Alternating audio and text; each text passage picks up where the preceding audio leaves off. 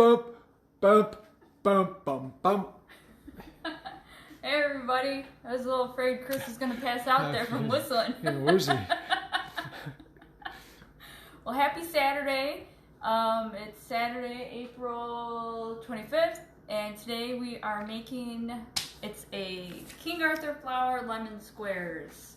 You'll notice I do a lot of King Arthur flour recipes. They have some good recipes, very easy to follow. So let's get started right away because we want to get the crust in the oven because it takes 30 minutes to bake. So, and you'll notice today, this is an 8-inch square pan, and I have some adorable little chip clips that are holding my parchment paper. I had gone over in a couple other episodes ago when we made brownies about using binder clips to help keep your parchment in place while, you know, before you put your batter or dough or whatever you're working with in. The binder clips I have were a little too small, but luckily the chip clips did their job. So you see, you just fold it in and you make sure it's in there, and then we're just using the chip clip to keep it set. All right, so we're gonna start on our crust for the squares. And in our crust, and again, this is something I don't know by heart, so I will be going over the recipe and reading it. We have in here 1 cup of all-purpose flour, and we're gonna have a 1/4 teaspoon of salt added. And Chris and I were just saying that it's humid in the house, and so the salt is sticky. All right, and then this is a 1/4 cup of confectioner sugar, powdered sugar, if somebody doesn't know confectioner sugar. When I was in school, we called it 10X sugar. And the reason it's called 10X, and I'm saying the number 10 and an X, is because that is the sugar, it's refined 10 times, and that's how it becomes powdered sugar, in case you never knew that. Is it sold that way in a box or anything like that? It's sold, and you can get powdered sugar, or do you mean the 10X? 10X. No, you won't see 10X. Okay. Even in like restaurant supply, you won't see 10X, but when I was in school, that's how we learned as an abbreviation. And so whenever I do recipes, I write 10X. What I'm also adding, which the recipe does not call for, but it's a tip that they said you could do. This is the grated rind off of 1 lemon, and that will help give it just a little bit more lemon zing in there. And so I'm just taking a little whisk and whisking everything around in the flour. And so now what we're going to do with our hands, and I have just washed my hands, this is 1 stick of unsalted butter, and I've just cut it into cubes, and this is room temperature. You can see that I can smush it pretty good with my fingers. So I'm just gonna kind of smush it a little bit on top of the flour, all around. And really it's already in chunks. You don't want to obviously throw 1 giant stick of butter in there because you'll be working it for quite some time. So it always helps to have things cut up into pieces so that you're not overworking. Because what's going to happen is, because this is butter, it's going to start to be more soft the more it's out at room temperature. And so you don't want it melted, you know, so you don't want to work really fast, but you don't want to just sit and let it sit here for hours or anything. So all I'm doing is taking my hand, spitting it on the island, and I'm just working the butter. You can see I'm just kind of working it through my hand. And as I get the chunks, moving my bowl around. And so you can see it starts to resemble, like, how could we describe it? Like coarse. They use the term coarse meal, you know. You can see that there's butter flakes going in and out of the flour. And so we don't want big chunks still. We want it still broken down a bit. Now, you could use a dough cutter for this if you wanted. You could use, some people use knives like old school. I don't really know how they do that without it getting complicated. I prefer using my hand in something like this. It's not a very, it's not like a ton of crust dough that we're working. And you see as it's kind of coming together, you see how the consistency has changed? Like there's still some bigger chunks of butter, but you see how it's now really crumbly. You don't have that very fine flour mix. And as you see, I can squeeze it, and that's what we're looking for. So I'm going to break that up just a bit so that I can pour it into the pan just a little bit. Okay. So now what I'm going to do is pour this into our pan. And you can still, if like you have some big chunks in here, you can break them up. And so what you first want to do is move your mixture around so that you have a pretty good even amount distributed in your pan. You don't want to all of a sudden pour it onto one side and so it's real thick on one side and thin on another. You want to get it pretty good. And what we're doing then is we're going to pat it down. And you see as I start to pat how it really starts to come together because it's all that butter.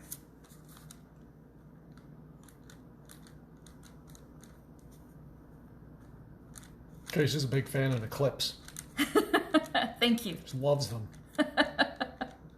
They came in handy because I don't have bigger binder clips. I think 3 are smiling and 1's kind of sad, the frog. Yeah. Well, he's upside down too. Oh. And I do have some that's, getting stuck on my fingers. That's okay. Technically, you could throw this in the refrigerator if you wanted real quick. Get it more hard. I'm going to actually run and rinse my hands real quick. Go ahead. Go ahead. I'll show stuff we'll be using. You'll be using.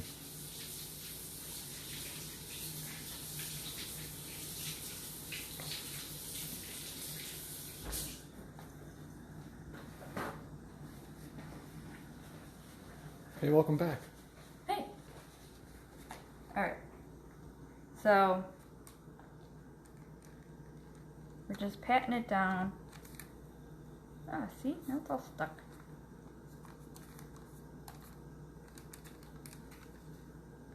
And I'm kind of also putting on around the edge like a little lip, because when you make lemon squares, see, they have a tendency, see, I'm not perfect. I don't do anything perfect. Kind of just use my fingers. Okay.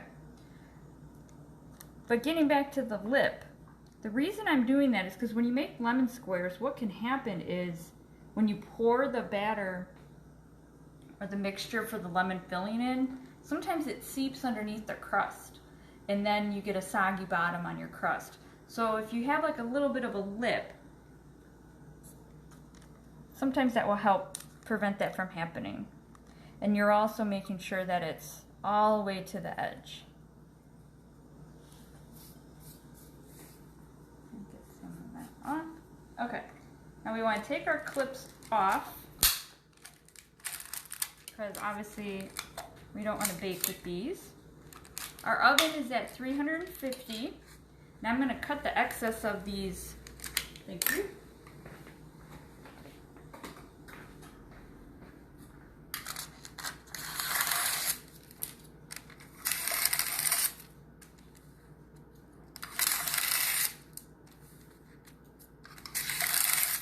Alright, so this is going to go in the oven for about 30 minutes, right in the middle rack. Okay, now I'm going to do a better hand washing so that I can move on. Sorry you're dealing with me washing my hands today. Do do do do do do do. Do do do do do do do. Do do do do do do do. Do do do boop boop boop boop boop boop doo doo doo. Thank you for the I'm not done yet. Bum bum bum. for the hold music. Dum bum. All right. So now we're moving on to the filling. In our, or on here they call it the topping, whatever you want to say. So that's going to consist of 4 large eggs and 1 large egg yolk. So I'm going to go over how you separate an egg. I'm sure everybody knows how to do it, but I figured why not show you today.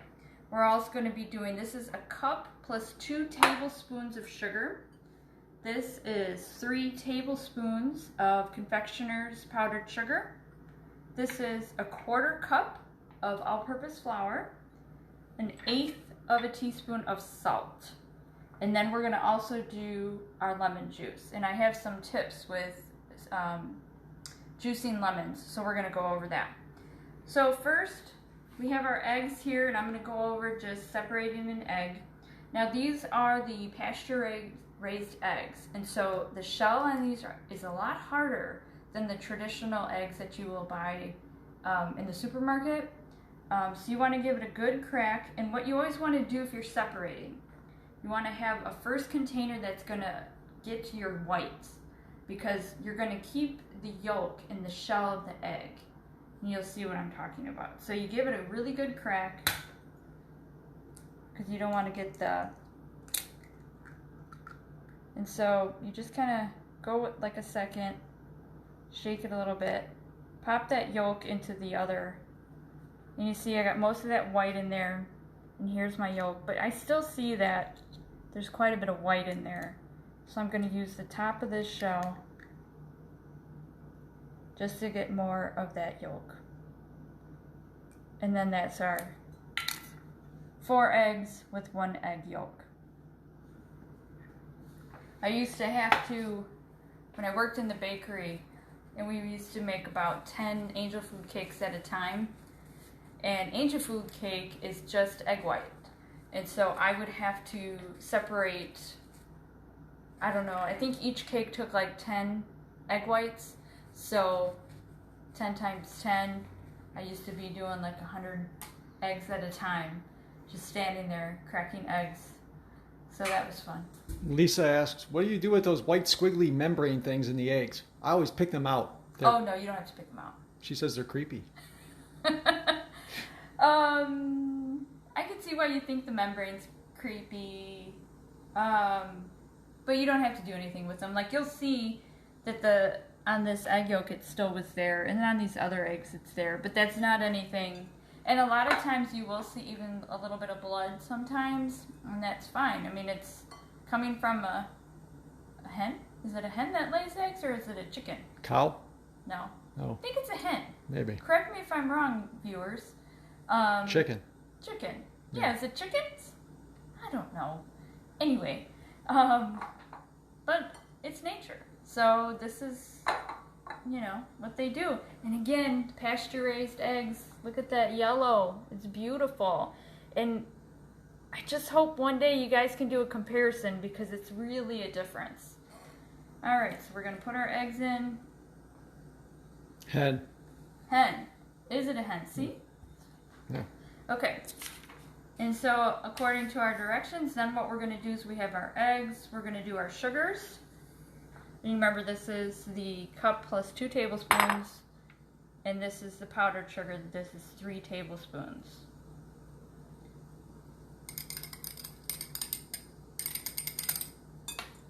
These just aren't working with me today. Okay. And we're just going to whisk this. I like to kind of get the egg yolks cracked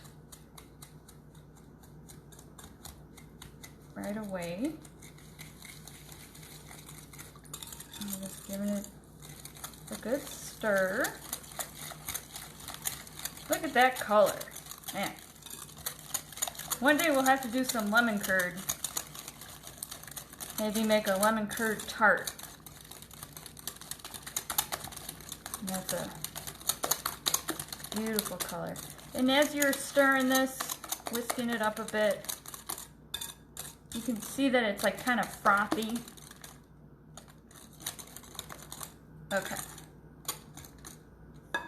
So now we're gonna add our flour and our salt.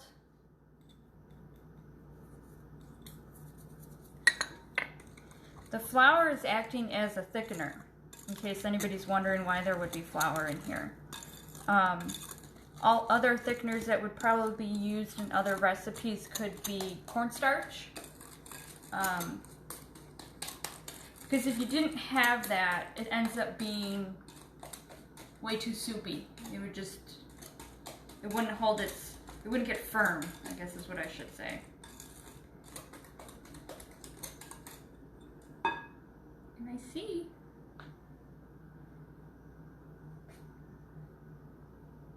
I found a little speck of something that I didn't like. So I made sure to take that out. So what I'm also going to add in there, which the recipe doesn't call for, but is the grated zest of 1 lemon. Because again, that adds to the lemon flavor. And so one thing you may have noticed I started to do was to roll my lemon. We're going to use this lemon to also juice it. So one tip to get more juice out of your lemons is always to roll them. Just on your counter, and I am putting a little bit of force in there. And just rub it on your counter a little bit, and you can really feel the difference with how much softer it gets. And you're gonna get so much more juice out of it. You can also, if you get a lemon that's really, really hard, you can put it in the microwave for about 20 seconds and then roll it even, and you'll get more juice. This one's pretty soft, so I don't feel like I have to throw it in the microwave. Do you think it's soft? Yes. Okay. Like compare that to this one, which I haven't rolled yet. Too hard. Too hard, right. So, and then I'm going to take, this is a microplane. These are wonderful tools. I got this at Sur La Table. You can get them pretty much anywhere. I think you can get these at the grocery store now. But you can see that the grate on here is very, very fine. And so what's nice about this one is that when I grate this, you're not going to get like thick chunks of lemon zest. You're going to get a nice fine grate to it. And the tip on this is because you see there's like an indent, and so there's a little crevasse. If you take it and you go upside down, and all I'm doing is just going against the grain from the other side, and you see I'm just getting the top of this lemon zest, because the further you go down you get to the white, and you do not want that because it's very bitter. So that's why this tool is really good, because it doesn't even really let you keep going. You're just doing the top part of the lemon, and you see it's all filling up in our little area here, which is great because it's not going all over the place for the most part. And I'm just following along to see where I haven't grated it. And I'm doing it over the bowl so that any that is flying off will just go directly into the bowl.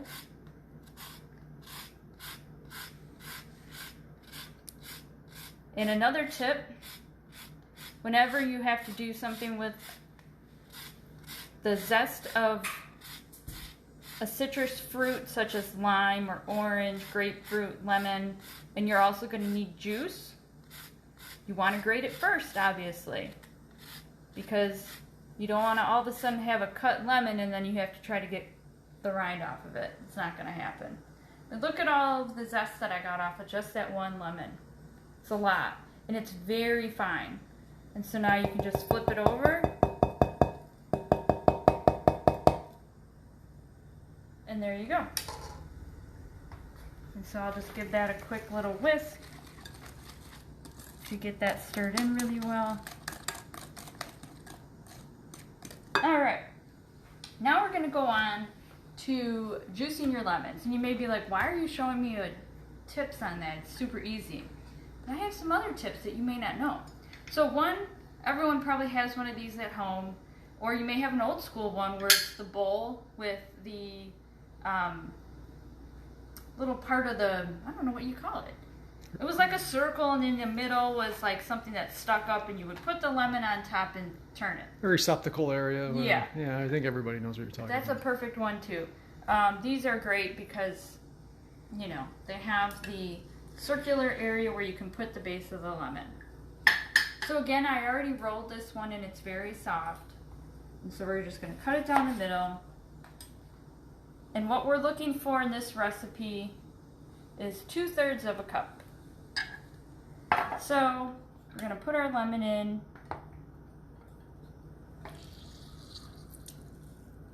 So look at that.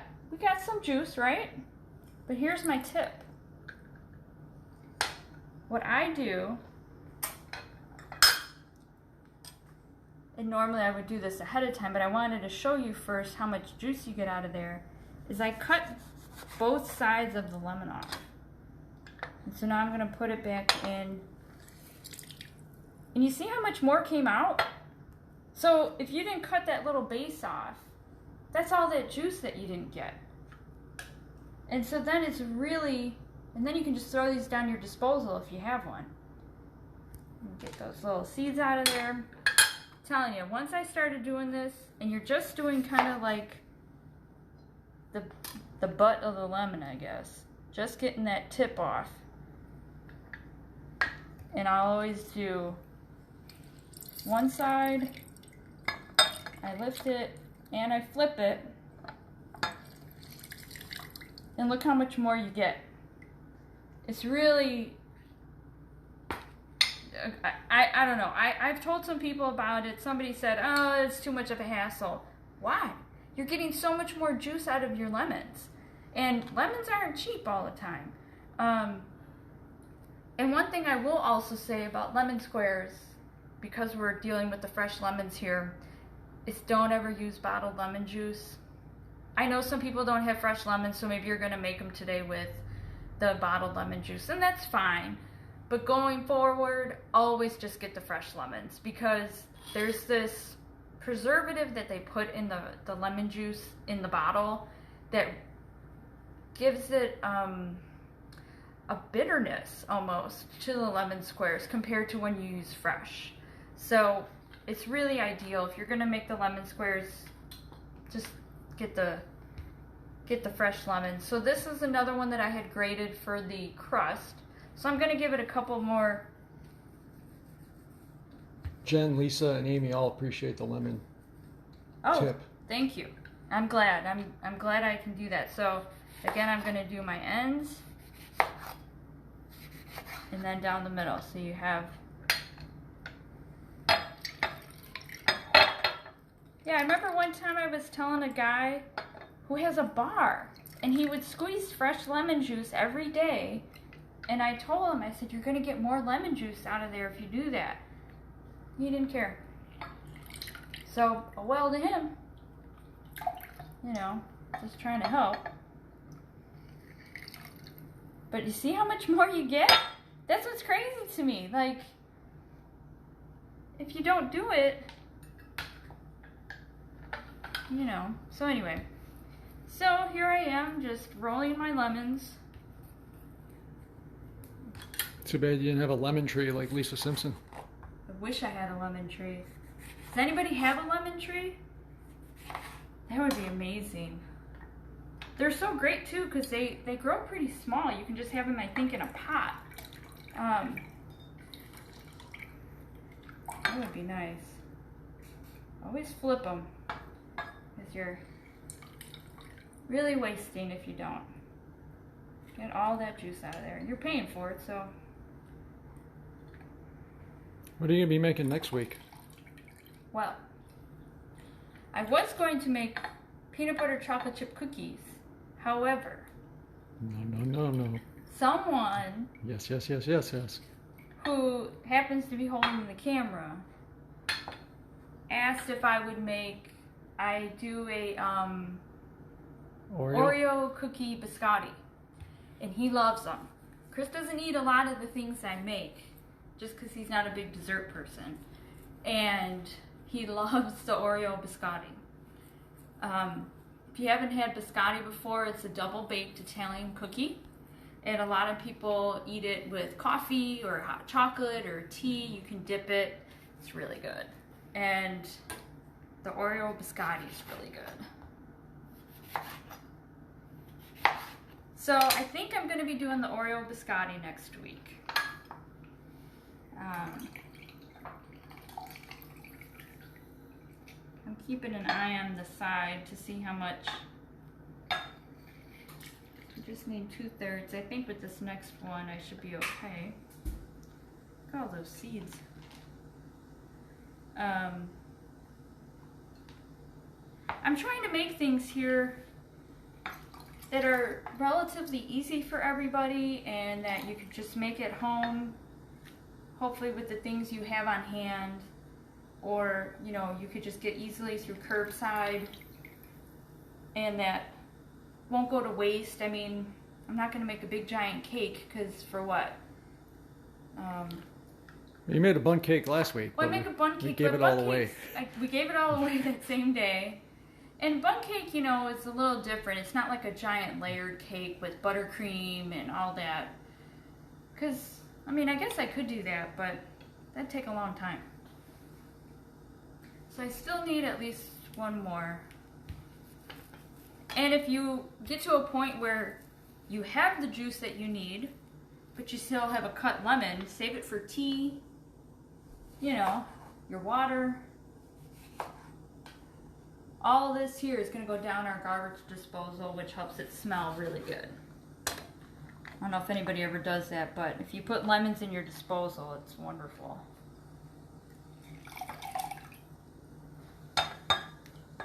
"12 minutes. 12 minutes, okay.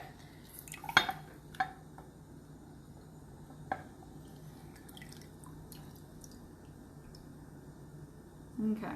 All right. So I'm at 2/3 of a cup. And so now I'm going to pour this into our filling. And then give it a good stir, whisk.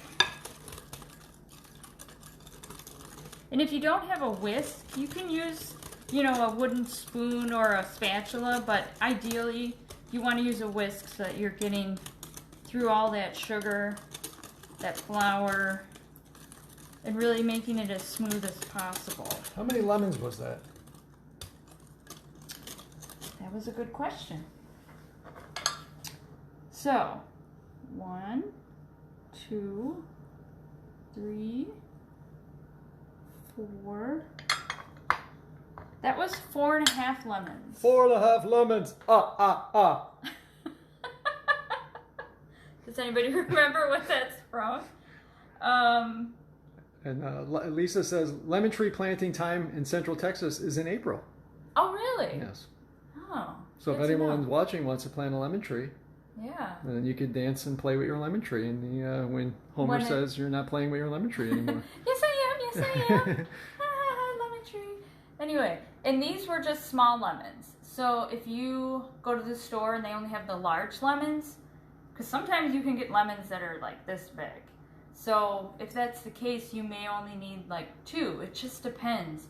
And again, given the good roll, getting that juice in there going, it just kind of depends on each one. So at this point, our filling is ready to go in, but obviously the crust is still in the oven.